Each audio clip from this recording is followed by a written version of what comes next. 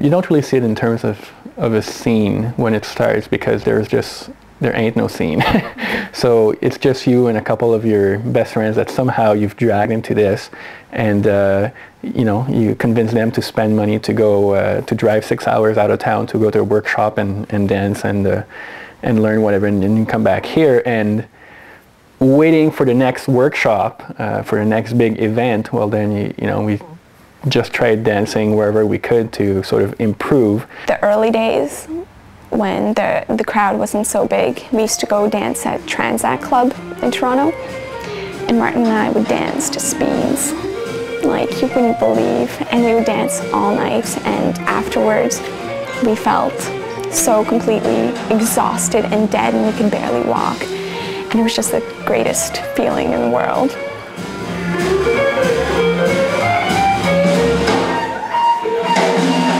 When myself and Jane and the people who started dancing like around the same time that I did, you know, when dancing, we were the youngest people in the crowd by, you know, at least 50 years. And the musicians, again, were fantastic, and there was no slow tempos or medium tempos and whatnot. It was hot jazz. It was like 300 beat per minute. It was really fast, and that's how we learned how to dance to this kind of music. There was nothing to say, okay, you know, 7, 8, 1. It was like and you had to go.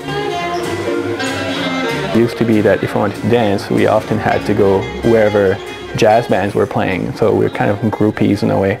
Had to follow the jazz bands, you know, to their venues.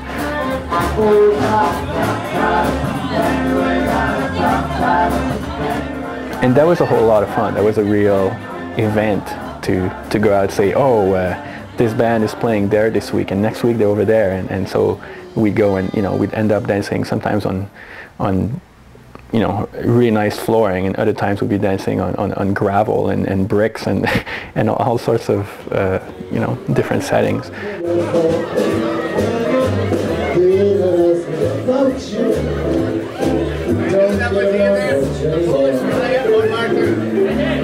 Probably my best dancing memories are from earlier on when I started dancing, and dancing wasn't so technical in a way. It was just, you know, the band and a couple of dancers, you know, swinging out between chairs and tables and in tiny clubs and you know, smoky joints and small restaurants.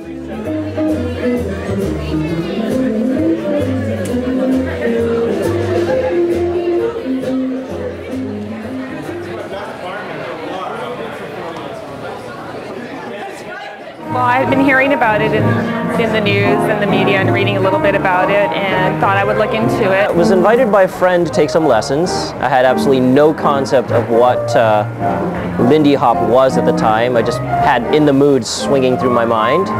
And so I said, what the hell? I gave it a shot, and kind of got sucked into the whole phenomenon before I knew it was happening. It just looks good. The twists and the swing outs looked very good, and frankly, the first time I thought about it, I was like, I want a girl to twist for me, and I was very like excited my first swing out, because I was like, they're gonna do it, they're gonna twist, and it's all for me. Dancing itself, it's a big flirtation thing to me. You know, but it's all good, clean flirtation. You know, it's all done in the context of dancing, and I think it's a very healthy thing. I think in a way it's made me more relaxed, because I can go dancing if I'm really uptight from work or something like that, and it really helps clear my head. I think I like everything about it. I like the music, I like the people, I like the fact that it's really relaxed. It's a nice, relaxed environment. There's no pressure for really anything.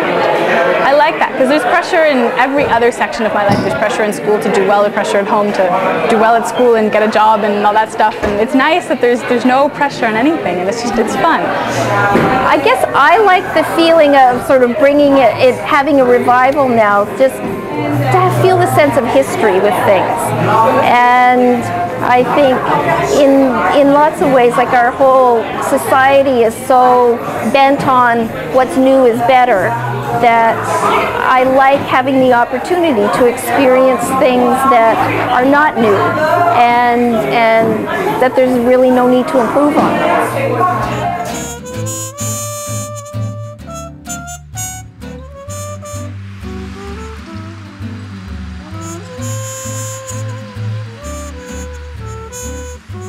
The owner of Gypsy Co-op approached me and wanted to have a swing leg.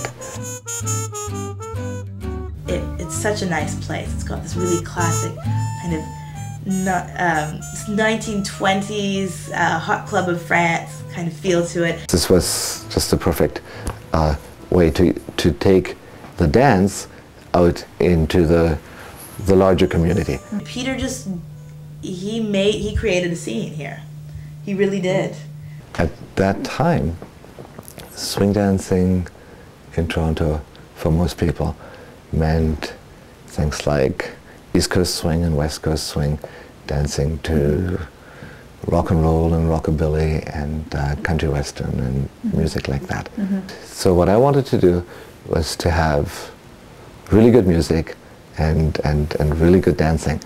And of course the first problem was that there were no swing jazz dance bands in Toronto.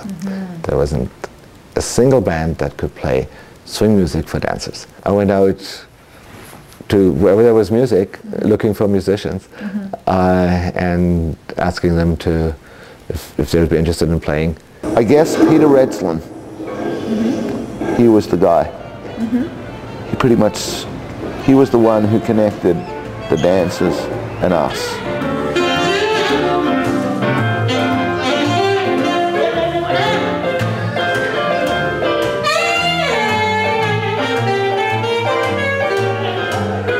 I did a run of 5 years at a place called Albert's Hall, where I worked with all the old blues masters, old men, lots of old guys in their 70s and 80s, and I was confident and pretty cocky. And when I worked with those old men, I learned two things.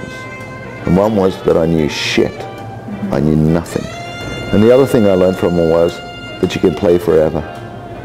You can play till you die.